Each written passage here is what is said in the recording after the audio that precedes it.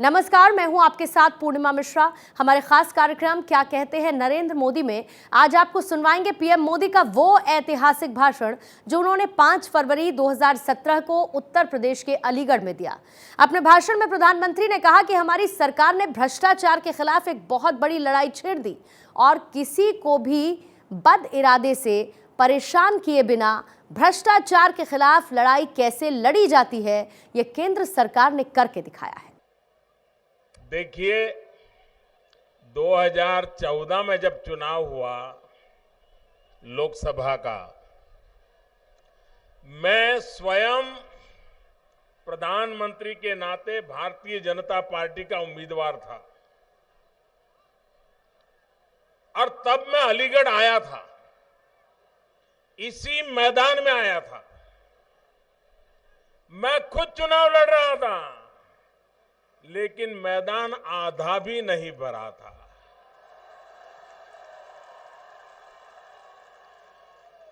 और आज मैं देख रहा हूं, जहां मेरी नजर पहुंच रही है, लोग ही लोग नजर आ रहे हैं।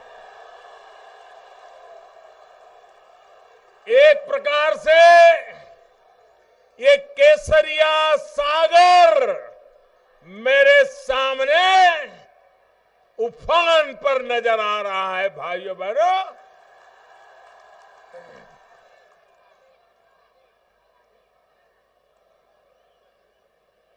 जब आंधी तेज होती है ना,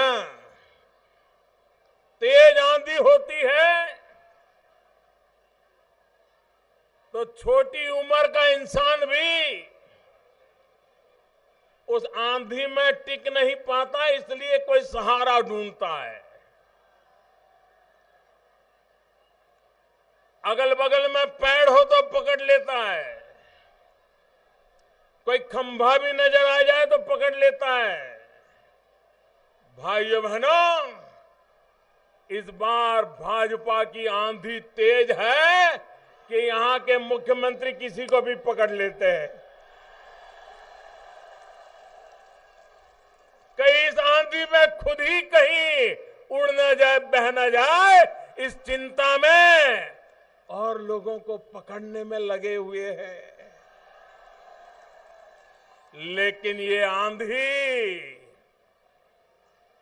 उनको न टिकने देगी न बचने देगी। भाइयों बहनों,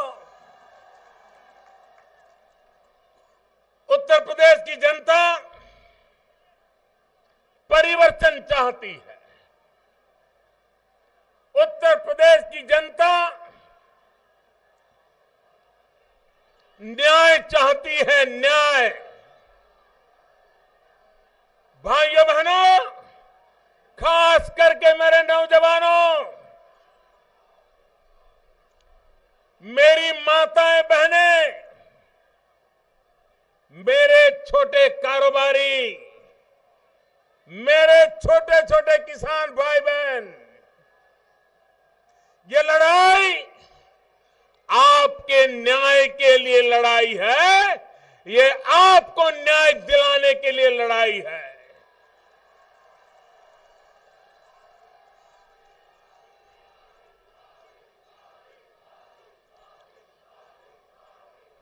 कोई मुझे बताए, दिल्ली में केंद्र में हमारी सरकार बनी,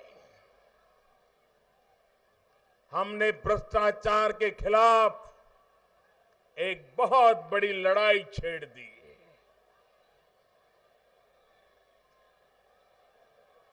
किसी को भी बद इरादे से,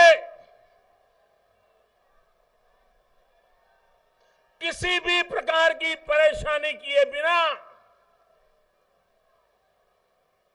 भ्रष्टाचार के खिलाफ लड़ाई कैसे लड़ी जा सकती है, ये दिल्ली सरकार ने करके दिखाया।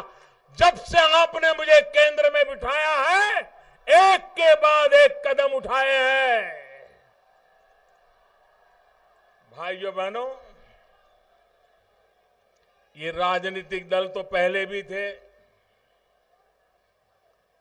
2014 के चुनाव में भी थे। लेकिन इन सभी राजनीतिक दलों का गुस्सा अभी जितना नजर आता है, पहले कभी इतना गुस्सा नजर आता था? मोदी पे इतना गुस्सा करते थे? मोदी को इतनी गाली देते थे?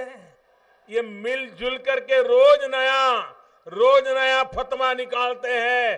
कारण क्या है मालूम है? कारण क्या है मालूम है? भाइयों बहनों, मैं ऐसे स्क्रू टाइट कर रहा हूं, ऐसे स्क्रू टाइट कर रहा हूं। बेईमानों के प्रति उदासीनता रखने वाले, बेईमानों को प्रश्रय देने वाले, गुनहगारी को बढ़ाने वाले या तो आंख मूंदने वाले, उन सबको लग रहा है कि 70 साल के पाप का हिसाब अब देना पड़ेगा। कोई आया है जो पापियों का हिसाब मांग रहा है।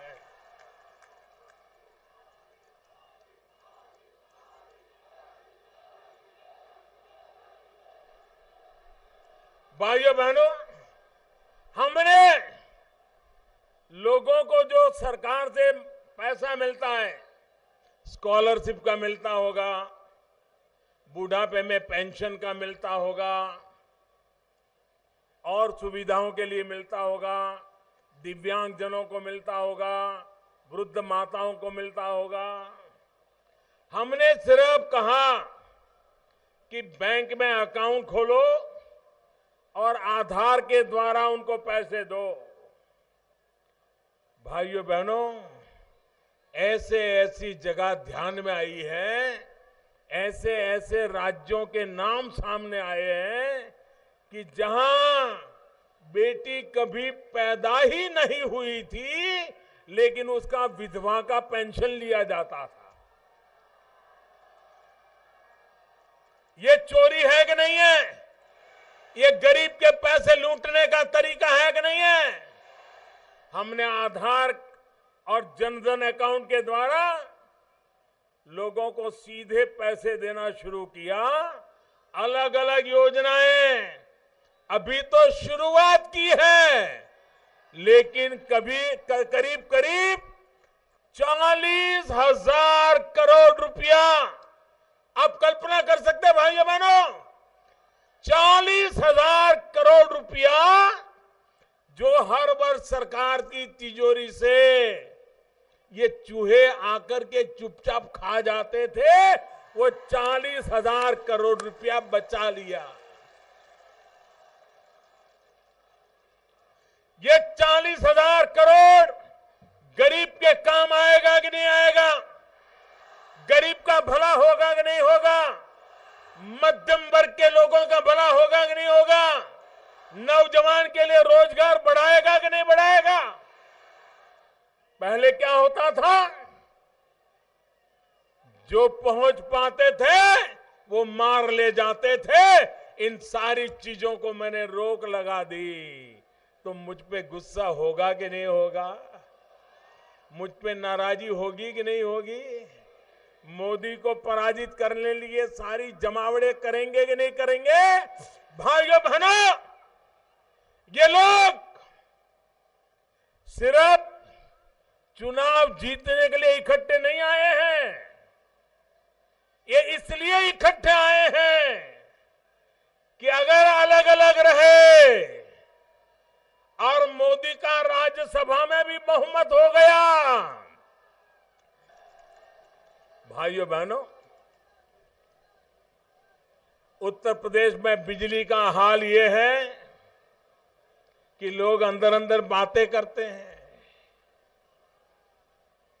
बस में जाते हो, ट्रेन में बैठे हो, दुकान के पास खड़े हो, तो लोग पूछते हैं कि अरे तेरे यहां आई थी क्या? तो दूसरा कहता है नहीं मेरे यहां तो नहीं आई, पिछले मंगल को आई थी।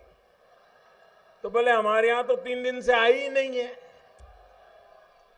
बिजली आती ही नहीं है, और कभी बिजली आ जाए तो लोग आनंद मनाते हैं, यार आज बिजली आ गई। भाइयों बहनों, वक्त बदल चुका है और विकास की मेरी सीधी सीधी परिभाषा है। हम जब विकास की बात करते हैं तो 3 मजबूत पिलर के ऊपर विकास की इमारत बनाना चाहते हैं। जब मैं विकास की बात करता हूं, वी का मेरा मतलब है विद्युत, बिजली का मेरा मतलब है कानून व्यवस्था और स का मेरा मतलब है सड़क।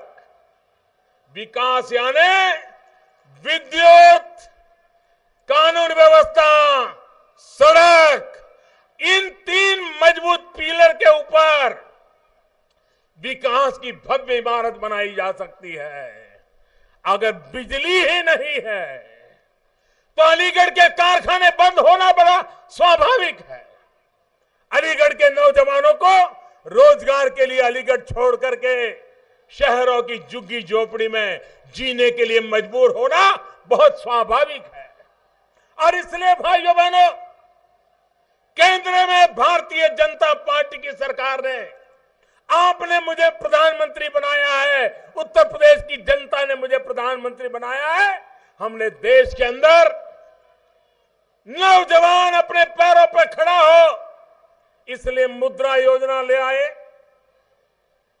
करोड़ों की तादाद में बिना कोई गारंटी नौजवान बैंक से लोन ले सकता है और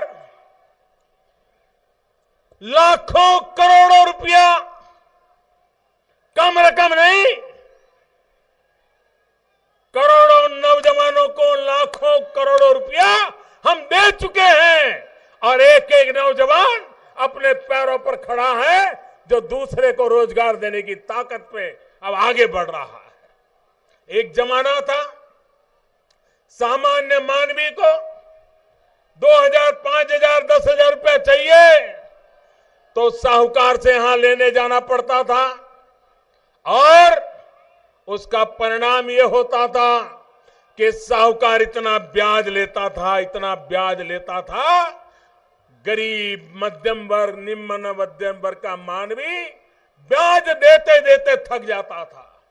हमने कहा धोबी हो, नाई हो, सब्जी बेचने वाला हो, दूध बेचने वाला हो, किराने की दुकान चलाने वाला हो, छोटे छोटे कपड़ों का कारोबार करता हो, अखबार बेचता हो, सामान्य मानवी हो, उसको भी 50,000 रुपया अगर उसको मुद्रा योजना से चाहिए तो बैंक बिना गारंटी दे देगी। ये काम हमने करके दिखाया और लोगों को लाभ मिला है। लेकिन भाइयों बहनों, उत्तर प्रदेश में सरकार को विकास में कोई लेना देना नहीं। मैं आज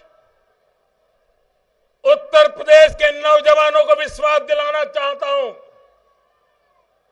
हमने केंद्र में एक निर्णय किया है जिसका अभी केशव प्रसाद जी उल्लेख कर रहे थे। भ्रष्टाचार, नौकरी पाने के लिए नौजवानों से रुपये ऐंठ लिए जाते थे।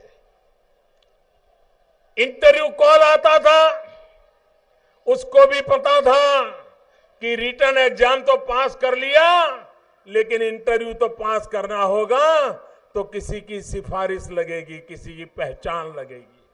वो नेताओं के घर चक्कर काटता था, उनके कुर्ते पकड़ता था कि भाई साहब नौकरी दिलवा दीजिए, इंटरव्यू आया है। वो एमएलए के पास ले जाता था, मंत्री के पास ले जाता था, बोली जाती थी और गरीब आदमी अपनी जमीन गिरवी रख करके, अपना मकान गिरवी रख करके, मां अपना मंगलसूत्र गिरवी रख करके बेटे को नौकरी मिले इसलिए रिश्वत देती थी। भाइयों, ये बंद होना चाहिए कि नहीं होना चाहिए?